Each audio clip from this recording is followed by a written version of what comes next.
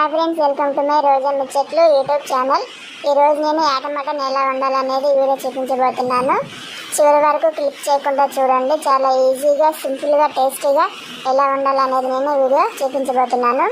ముందుగా అయితే పెనం పెట్టేసుకొని ఆయిల్ పోసుకున్న తర్వాత ఆయిల్ వేడయ్యాక సన్నగా తరుగు పెట్టుకున్న ఆనియన్స్ని మనం బ్రౌన్ కలర్లో వచ్చేంత వరకు వేయించుకోవాలి.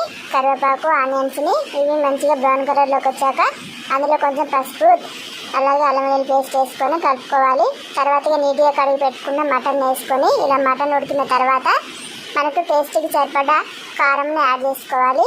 ఇలా కారంని యాడ్ చేసుకున్న తర్వాత మనకు గ్రేవీ కావాలనుకుంటే కొంచెం వాటర్ని పోసుకోవాలి. ఇలా వాటర్ పోసుకొని కొంచెం ముక్క అనేది ఉడికిన తర్వాత వాటర్లో కారం అంతా ముక్కలకి పట్టిన తర్వాత మనం అందులో గరం మసాలా కానీ లేదంటే మనం మిక్సీలో పట్టుకున్న ధనియాల పౌడర్ కాకుండా రోట్లో కొన్ని ధనియాలు, కొబ్బరి, కాల్చిన కొబ్బరి, ఎల్లిపాయలు వేసి దంచి పౌడర్ చేసి పెట్టాను అనమాట. నేను ఎప్పుడైనా సరే నాన్ వెజ్లోకి ఇలాగనే వాడతాను, ఎందుకంటే చాలా టేస్టీగా ఉంటుంది, అలాగే స్మెల్ కూడా చాలా బాగా వస్తుంది.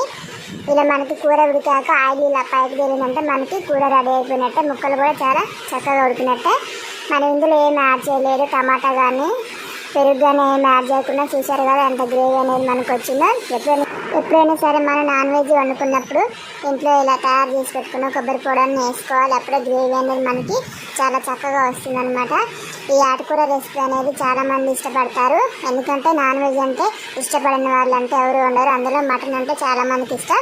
కాబట్టి ఈ వీడియో మీ అందరికీ నచ్చిందని చెప్పేసి అనుకుంటున్నాను. తప్పకుండా లైక్ చేయండి, షేర్ చేయండి, సబ్స్క్రైబ్ చేయడం మాత్రం మర్చిపోకండి మా ఛానల్ని. ఓకే అండి, మరొక వీడియోతో మళ్ళీ కలుసుకుందాం. బాయ్.